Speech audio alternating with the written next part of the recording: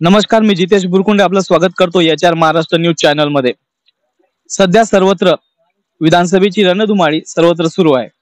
अशातच दिग्रस मतदारसंघाच्या दारवा तालुक्यातील आणि या मतदारसंघातील आध्यात्मिकरित्या महत्त्वाचे स्थान असलेल्या मानकी अंबा या ठिकाणी आपण आलेलो आहोत। तर पवनभाऊ जयस्वाल यांच्या उभाटामध्ये प्रवेशानंतर मानकी अंबा येथील जनप्रवाहावर किती परिणाम पडला आपण जाणून घेऊया आणि मत घेऊया थेट जनतेकडून। आपल्या परिसरामधील विकास केला आहे, विकास आहे। हो। आपला परिचय? जितेश जाधव। काय अडचणी काय आपल्या गावामध्ये? अडचणीची सध्या काहीच नाही। पाणी, लाईन? पाणी आहे, लाईनची अडचण आहे। हो। काय वाटते कोणाची हवा आहे? हवा तर दोन्ही आहे। कोणाकडे कौल असणार जनतेचा आपल्या भागामध्ये? ते काही सांगू नाही शकत। आपलं गाव 60-40, 50-50? 50-50 होऊ शकेल। हो। दादा आपला परिचय? रामचंद्र जाधव। काय वाटते विद्यमान आमदार यांनी केलेले काम याबद्दल काय बोलतात? काय आता विद्यमान तर दोन्ही सारखे जोड राहिले। कमी जास्त असेल ना? काही नाही। विकास कामाबद्दल कोण योग्य राहील आपल्यासाठी? योग्य दोन्ही सारखेच आहे आपले। हो। दोघे काम करू शकते। हो। काही विशेष मत एखाद्या उमेदवाराबद्दल? काही नाही। तुमचा परिचय? दिलीप खंडारे। काय वाटते कौल कोणाकडे आहे? कॉल दोन्ही पक्ष टक्कर चांगलीच आहे। आपल्या गावात पण नाही का? वन साइड नाही आपलं गाव? नाही का? पवनभाऊ जयस्वाल उभाटामध्ये आहे, याचा परिणाम आपल्या गावावर काही झालेला आहे का? गावावर तर परिणाम आहेच ना, पवन भाऊच गाव आहे ना।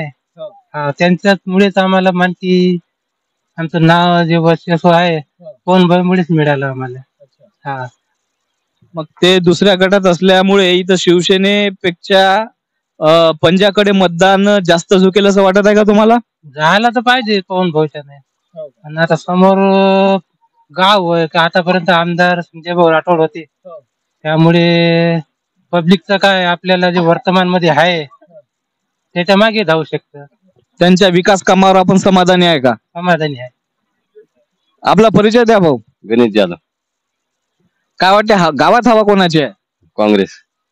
काँग्रेस समोर राहील? लोकसंख्या किती आहे गावात? संख्या 400 मतदान होते। 400 मतदान 400 आहे। कसं पडेल मतदान? 50-50, 60-40? नाही, 60-40 होते। 60 कोणाला? माणिकराव। ठीक आहे, धन्यवाद। रामलखन सोमला जाधव। आपल्या परिसरामध्ये कोणाची हवा आहे? संजय भाऊ राठोड। हो। काही कारण?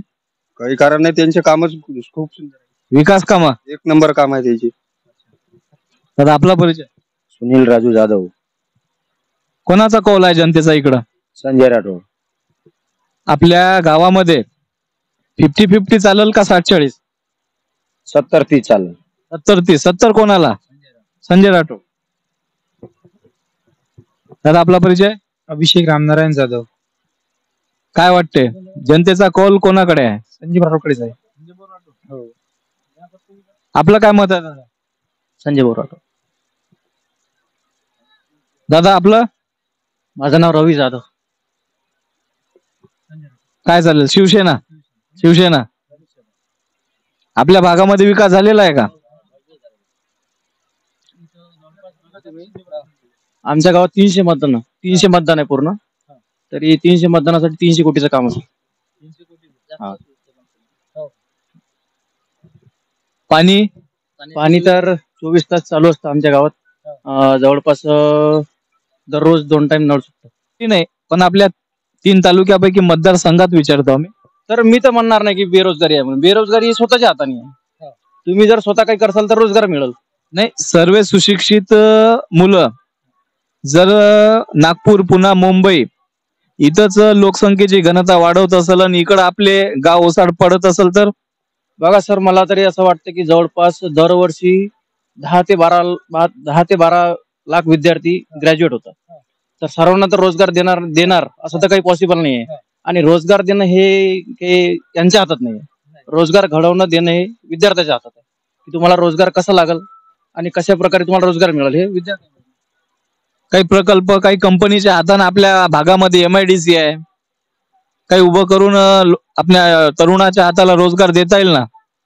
कारखाना चालू करण्याचा प्रयत्न सुरू केलेला आहे. कुठं होणार आहे कारखाना? बोदेगावला बोदेगाव कशाचा? साखर कारखाना चालू करणार आहे आणि रोजगार उपलब्ध करून देण्याचा त्यांचा प्रयत्न चालू आहे. चालू करण्याचा प्रयत्न हो का?